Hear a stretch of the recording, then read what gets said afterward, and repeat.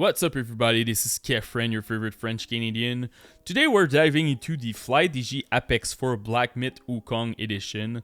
This is a limited edition controller with a striking back and gold design inspired by the legendary Wukong. Priced at $225 Canadian, it really depends where you're gonna buy it. It promises to deliver a premium experience with a blend of innovation, features, and exceptional build quality. But does it live up to the hype? Let's find out. So first of all, unboxing the APEX 4 Black Myth Wukong Edition feels like you're unwrapping something special. The controller immediately grabs your attention with its unique aesthetic. The black and gold theme exudes a sense of luxury and exclusivity. But then there's the braided cable. It's a 6-foot long durable cable, but the blue and black color scheme feels like an odd choice. With such a well thought out design for the controller, I couldn't help but wonder why not stick to black and gold for the cable as well.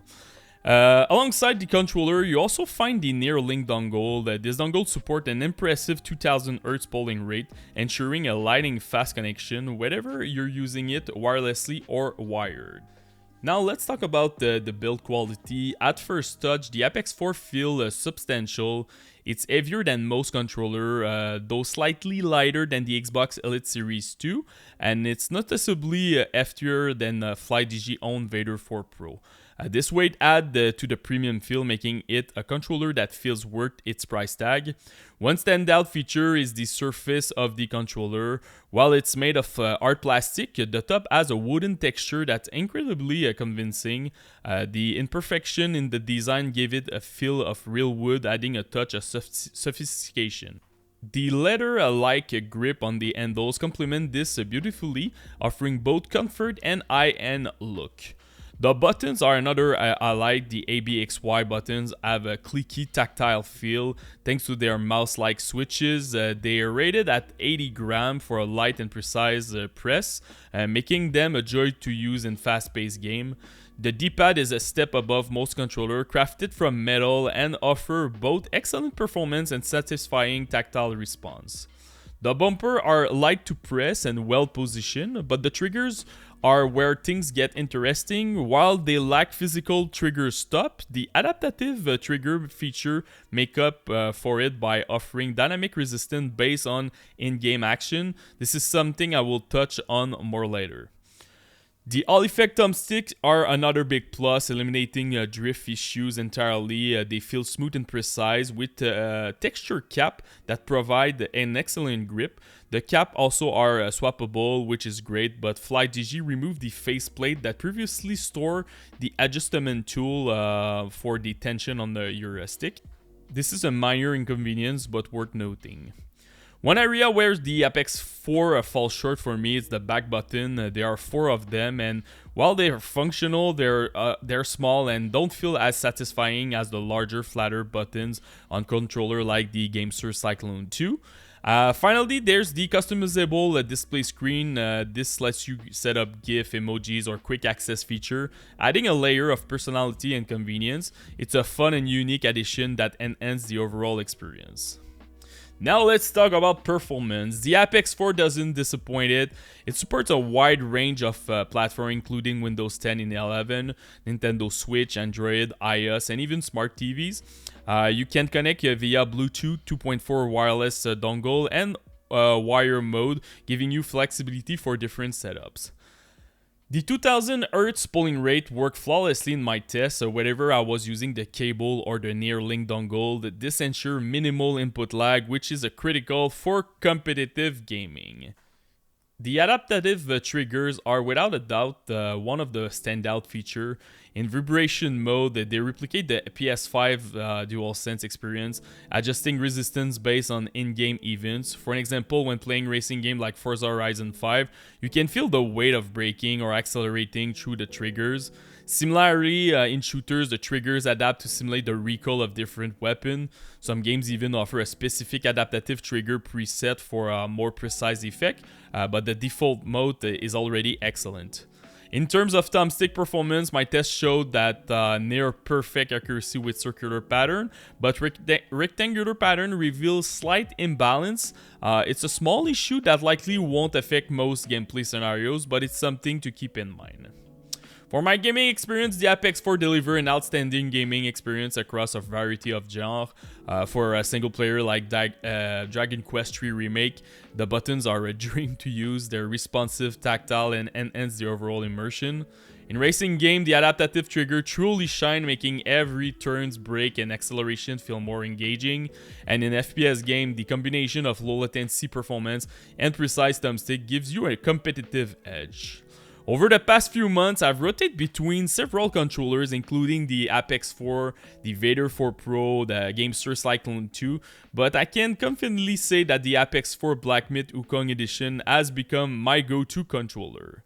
Now let's see the software, and after that I will give you my pros and cons and my conclusion. So now for the software, so it's still on Flydigi Space Station, the version 3. They did some update if you compare it with the first version, the first 3.0 version when Apex 4 launched. So the first thing that I recommend to do, make sure that you update everything, the latest controller, firmware, dongle, etc. Mine, when I received it, it was updated, so I didn't have any issue, but sometimes they push some updates, so make sure that you have the latest one. So the first one is your PC config over there. You have a couple of config that you can select and it will adapt your controller, but you can customize it as you want. So for example, we're gonna choose shooting. So in home button, you have pretty much all the settings that you currently have, but you can change them over there. So first of all, in button, you can change all your button over there, your mapping. If you want to map your back button, they are pretty much over there. Joystick, independently, you can change your joystick curve if you want instant, delayed. If you want to add some dead zone, you can change also your algorithm of circularity if you prefer circle versus rectangle, and you can do that independently on different joysticks. So if you want two different configuration because you prefer something different on your left versus your right, you can do that easily. For gyro, it's also compatible, so you can do your stuff over there.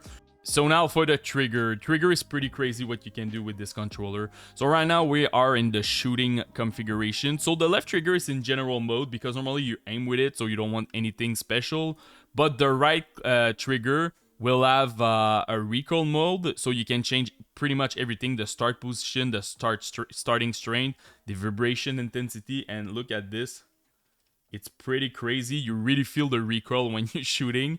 So honestly, when you're playing a solo experience and you just want a pure experience, this controller can provide you a lot. Same thing with the racing. You can feel your brake in it. You can also feel the acceleration, your motor in the trigger. I really like what you can do with this controller. After that, you have the general, so you can test different controller vibration intensity. You can change that over here.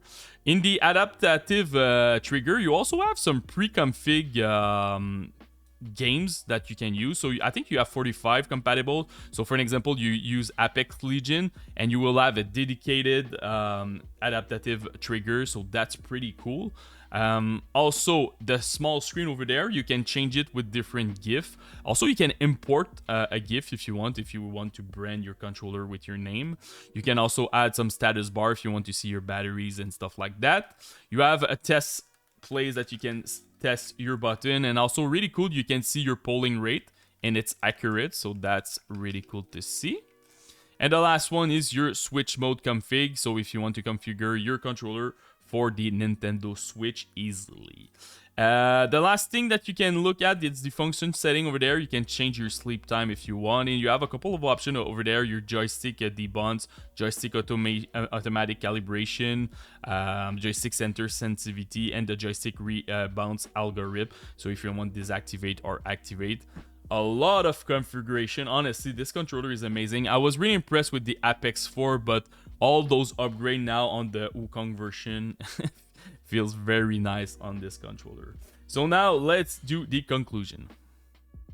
So now for the pros and cons, I'm gonna start with the pros. Premium build with convincing wooden and leather-like texture.